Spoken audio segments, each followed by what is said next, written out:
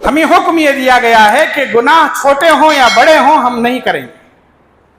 بڑے گناہوں کی جو فہرست ہے، ان بڑے گناہوں میں سے حدیث پاک میں آتا ہے، بڑے گناہوں میں سے 2 گناہ کا ایک حدیث میں ذکر فرمایا۔ پہلا کہا کہ پہلا بڑا گناہ یہ ہے کہ آدمی شرک کرے۔ شرک کرنا سب سے بڑا گناہ ہے۔ اللہ کو چھوڑ کر اللہ کے علاوہ کسی اور کے سامنے سجدہ کرنا، اللہ کے علاوہ کسی اور کو پکارنا، اللہ کے برابر کسی اور کو شریک کرنا اور اللہ کے ساتھ کسی اور کو شریک کرنا، یہ شرک ہے۔ فرمایا کہ شرک کرنا بڑے گناہوں میں سے ایک گناہ ہے۔ پھر اسی حدیث میں دوسرا جو بڑا گناہ بیان کیا گیا وہ یہ کہ آدمی والدین کی نافرمانی کرے۔ والدین کی نافرمانی کرنا، آپ دیکھیے جہاں فضیلت بیان کی گئی وہاں کہا، اللہ نے کہا کہ میرے بعد انسانوں میں سب سے بڑا درجہ والدین کا ہے۔ توحید کے بعد اللہ تعالیٰ نے حقوق العباد میں والدین کی خدمت قرار دیا، اور پھر اس کے بعد جہاں مذمت بیان کی، نافرمانی کی مذمت بیان کی، وہاں کہا کہ جو آدمی شرک کرے گا وہ بڑا گناہ ہے، اور جو آدمی والدین کی نافرمانی کرے گا وہ بہت بڑا گناہ ہے۔ حدیث پاک میں آتا ہے قیامت کے دن اللہ 3 اشخاص کی طرف نظر نہیں کریں گے۔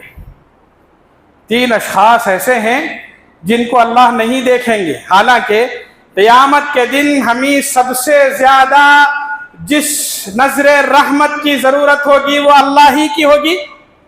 ہمیں اسی کی طرف لوٹ کر جانا ہے، ہمیں اسی کے سامنے حساب و کتاب دینا ہے، ہمیں اسی کے سامنے اپنے اعمال پیش کرنے ہیں، اور ہمارا حساب و کتاب وہی ہوگا، اور وہ خود ہمیں نہ دیکھے تو ہماری کیا حالت ہوگی آپ اندازہ کر کے دیکھیں، ہماری کیا کیفیت ہوگی آپ اندازہ کریں۔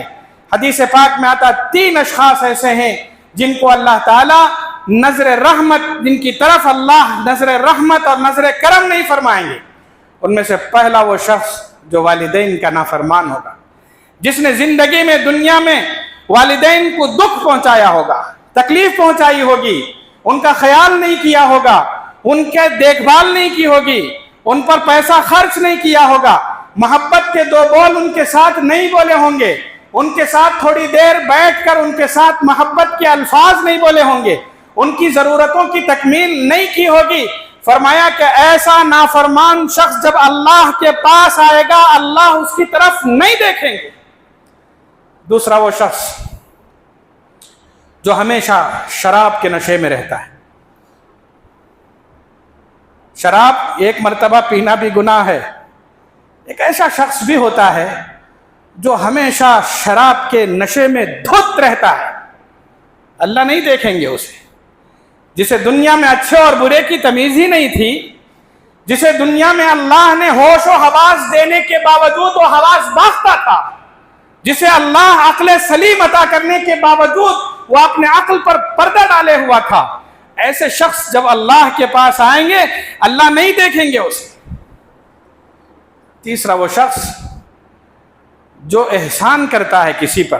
احسان کرنا نیکی ہے، احسان کرنا اچھائی ہے۔ آپ نے کسی کو کچھ پیسے دے دیے، اچھا کام کیا، کسی کو کپڑے پہنا دیے، اچھا کام کیا، کسی کی تکلیف دور کر دی، اچھا کر دیا آپ نے، مگر برا ہے وہ انسان جو اچھا کرنے کے بعد اس اچھائی کو جتاتا ہے کہ میں نے تیرے ساتھ ایسا کیا تھا، میں نے تجھے کپڑے پہنائے یاد نہیں، میں نے تجھے پیسے دیے تھے یاد نہیں، میں نے تجھے فلاں اور فلاں نیکیاں کی تھی یاد نہیں۔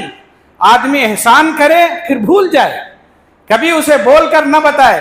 آدمی جب لیتا ہے وہ خود شرمندہ ہوتا ہے، پھر جب اسے بول کر بتایا جاتا ہے اور شرمندہ ہو جاتا ہے۔ احسان کرنے کے بعد کبھی احسان نہیں جتانا چاہیے۔ 3 اشخاص، والدین کا نافرمان، شراب میں ہمیشہ دھت رہنے والا، اور وہ شخص جو کسی کے ساتھ نیکی اور احسان کرتا ہے پھر اس احسان کو یاد دلاتے رہتا ہے اور احسان جتلاتے رہتا ہے۔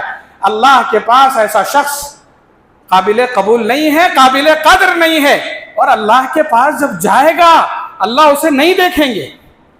سوچ کر دیکھیے، رونگٹے کھڑی کرنے والی حدیث ہے یہ۔ جس کی طرف ہم امید رحمت لے کر جا رہے ہیں وہیں سے ہمیں دھتکار دیا جائے گا، اور وہیں ہمارا حساب و کتاب ہونے والا ہے, وہیں سے ہمیں دھتکار دیا جائے, ہماری کیا حالت ہوگی. اور سب سے بڑی بات حدیث پاک میں یہ کہی گئی ہے کہ 3 آدمی ایسے ہیں جن کو اللہ جنت ہی میں داخل نہیں کریں گے. ان میں سے پہلا شخص تو یہی ہے جس نے والدین کی نافرمانی کی, جس نے والدین کا دل دکھایا. دوسرا وہ شخص, وہ شوہر جو بے غیرت ہے, اپنی بیوی کی حفاظت نہیں کر سکتا, اپنے بیوی کی عزت و عصمت کی پاسداری نہیں کر سکتا. بعض شوہر ایسے ہوتے ہیں جو اپنی بیوی کو بے حیائی سے روک نہیں پاتے. بعض شوہر ایسے ہوتے ہیں جو اپنی بیویوں کی برائیوں کو دیکھ کر بھی خاموش رہتے ہیں اور ان کی غیرت گوارا کر لیتی ہے کہ کچھ بھی کر لے, مجھے کیا. یہ بے غیرت انسان ہے, یہ بے غیرت شوہر ہے. ایسے بے غیرت شوہر جب اللہ کے پاس آئیں گے, اللہ اسے جنت میں داخل نہیں کریں گے. ارے تمہاری بیویوں کی عصمت کی حفاظت کی پاسداری نہیں تھی تو پھر اللہ کے پاس کیا منہ لے کر ہم جائیں گے. ہمیں اپنے بیویوں کی پردہ داری کی, ان کی عزت و عصمت کی, ان کے عزت و ناموس کی, ان کی اچھائیوں کی حفاظت کرنے کی ضرورت ہے. ان کو اگر غلط کام کرتے ہوئے دیکھیں تو ہماری غیرت گوارا نہ کرے کہ ہم خاموش رہیں. خاموش نہیں رہ سکتے ہم. دیوس کہا گیا ہے ایسے شوہر کو جو آدمی اپنے بیویوں کی حرام کاریوں کو, بے حیائیوں کو, آزادی کو دیکھ کر خاموش رہے. مرد وہ ہے, صحیح مرد وہ ہے جو اپنے بیوی کو بے حیائی سے روکے. اور تیسرا وہ شخص, تیسری وہ عورت جو عورت ہونے کے باوجود مردوں کی مشابہت اختیار کرتی ہے. مردوں جیسے بال, مردوں جیسی وضاقتہ, مردوں جیسے بال, مردوں جیسے کپڑے, ان جیسا حال چال. اگر عورت ہے تو وہ عورت کا لباس پہنے, عورت جیسی نظر آئے, عورت جیسی وضاقتہ اختیار کرے. کیا ضرورت ہے اسے مرد بننے کی, مرد کا لباس اختیار کرنے کی.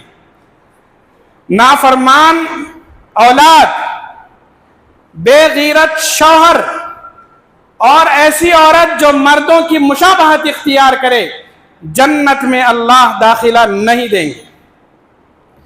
پتہ یہ چلا, ہمیں اس بات کا پتہ چل رہا ہے ان احادیث سے کہ ہماری جتنی بھی نیکیاں ہوں گی, ہماری جتنی بھی اچھائیاں ہوں گی, ان اچھائیوں میں اگر والدین کی نافرمانی شامل ہے تو پھر یہ ساری اچھائیاں بیکار. میں نے گزشتہ جمعہ بھی اشارہ کیا تھا, ہمارے صدقہ اور خیرات بیکار, ہماری ساری نیکیاں بیکار اگر گھر میں والدین ناراض ہیں. ایک آدمی اگر باہر مشہور ہے صدقہ اور خیرات میں, ایک آدمی مشہور ہے باہر نمازوں میں, لوگ کہتے ہیں یہ بڑا نمازی ہے, لوگ کہتے ہیں یہ بڑا سخی ہے, لوگ یہ کہتے ہیں کہ یہ بڑا اچھا انسان ہے, لوگ یہ کہتے ہیں کہ یہ بڑا ہمدرد انسان ہے, اور اسی ہمدرد انسان کے گھر میں اس کے والدین اس سے ناراض ہیں. اگر اسی نمازی سے اس کے گھر کے والدین اس سے ناراض ہیں, اسی سخی انسان سے اس کے والدین اگر ناراض ہیں, تو پھر اس کے صدقے اور خیرات, اس کی نماز, اس کی عبادتیں, اس کی ریاضتیں بیکار گئیں.